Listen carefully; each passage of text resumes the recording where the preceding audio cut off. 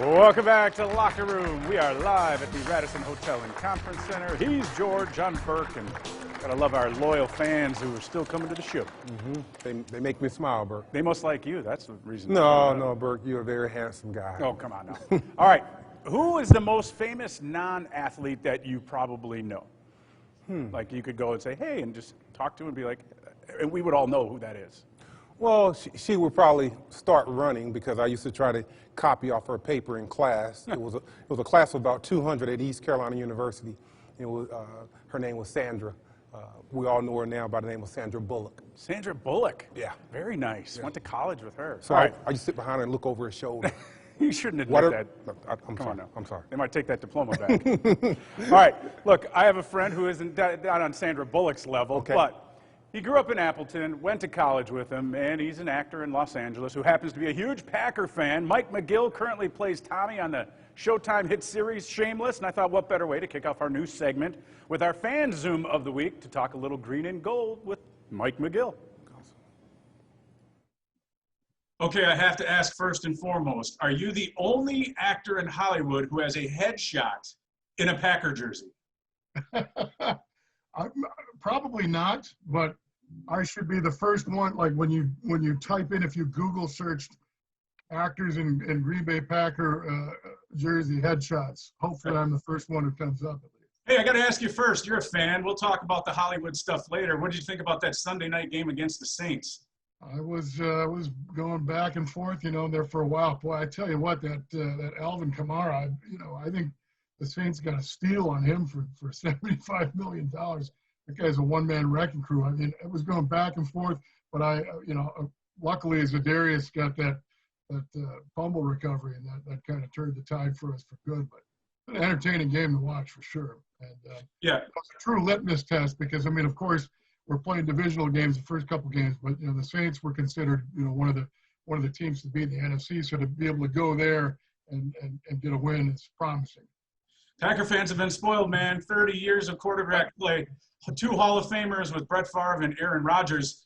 We grew up in the era of the 80s, and the only guy they had was Lynn Dickey, it seemed like. And I love Lynn Dickey, man. When Aaron Rodgers, became quarterback and took number 12, I was like, hey, wait a minute. Number 12, in my mind, in my childhood mind, could be one of the retired numbers in the Green Bay Packer ring of honors there. Lynn Dickey, those curls, that arm. Plus, he was thrown to my favorite Packer of all time, James Lofton. So. Yeah, couldn't scramble worth a lick, but boy, he could chuck it downfield, couldn't he? Right. And then after that, Randy Wright and a couple other guys, a couple other pit stoppers, and then we got the Magic Man. They had one great year in '89, and that was about it. But they beat the Bears. They beat the Bears that game. Yeah, the replay game, that's for sure. Absolutely, yeah. And you know what, Mike? As a kid who grew up in Appleton at a time when they were not good, and they've been great. If you got to 8-8, that was a great year. Right? Yep. And one win over Chicago at least would have been nice. Yeah, absolutely. What's it like living on the West Coast as a Packer fan in Los Angeles? Strangely enough, there's a lot. I run into Packer fans. I like to wear my Packer gear and show my colors, and I've got my. What do you got on right now? I got my Packer coronavirus. I got the old Acme Packers Don Driver jersey happening. All right. Number 80 is a big number for me. We had one of the greatest driver. Had one of the greatest touchdown catches wearing that form of the jersey against the 49ers, where he broke like 9 tackles. Absolutely, that was awesome. I remember literally huddling on a laptop watching Driver's induction into the Packer Hall or his retirement ceremony, and just being like, oh my God, I wish I was at Lambeau right now. All right. Got to talk quickly about life in Hollywood. The sports world and the entertainment world were both shut down kind of simultaneously. Your current show that you've been on for, 10 years now is Shameless. And it's a big hit show, got its own cult following. What's it been like in Southern California with everything shut down? I'll tell you what, we were supposed to go back to this. We just started shooting season 11 of Shameless, and this is going to be our final season. and we were slated to begin shooting on March 18th. Oh, So geez. literally the weekend before we were going to be going back to work, the world shut down. And so for the last 6 months, I've been sitting around twiddling my thumbs, and I had originally hoped that we would be kind of back in production by around this time. But there was this kind of a surge and a spike in COVID cases right around the 4th of July, and some of the restrictions, got pulled back. And I thought, man, 2020 is just a complete wash at this point. I would just look forward to next year.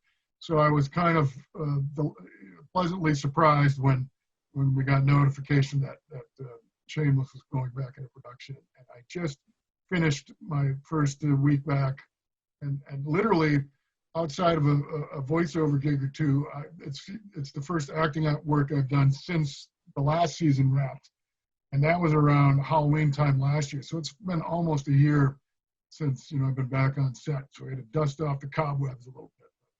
Boy, it was great to be back. Well, I can tell you this, that it's affected everyone at all levels around the entire country. And for guys like you who aren't the millionaire Hollywood stars, you're a true working actor. You've done things like cameos. Yeah, absolutely, yeah. Where fans can actually get a message from you on their birthday or whatever. Absolutely, yeah. That's been kind of a fun little gig to have. I started doing that not quite about a year ago, and I've managed to do over 100 of them already. So it's been great. Fans will kind of hit me up and say it's somebody's birthday, or somebody just had surgery, they need to pick me up. Sorry, I have my parents' wedding anniversary, and you get the gamut. I'll be wishing a 16-year-old kid a happy birthday, and then wondering why the 16-year-old was probably watching Shameless in the first place. But hey, it is what it is. And then actually I just did one for a parent's 45th wedding anniversary a couple days ago. So it's all over the place, but it's great, to connect with the fans, and people really appreciate it. Definitely a wide gamut, that's for sure. Yeah. All right, Michael Patrick McGill. It seems like just yesterday we were hosting sports shows down in UW Oshkosh. He's from Appleton, season 11 of Shameless. They're starting to shoot it right now, and you can catch that down the road, right? Down the road, yeah. I'm not quite sure when they're scheduling it. It'll be on Showtime, and then usually what ends up happening is, 9 months to 12 months after it airs on Showtime, it pops up on Netflix.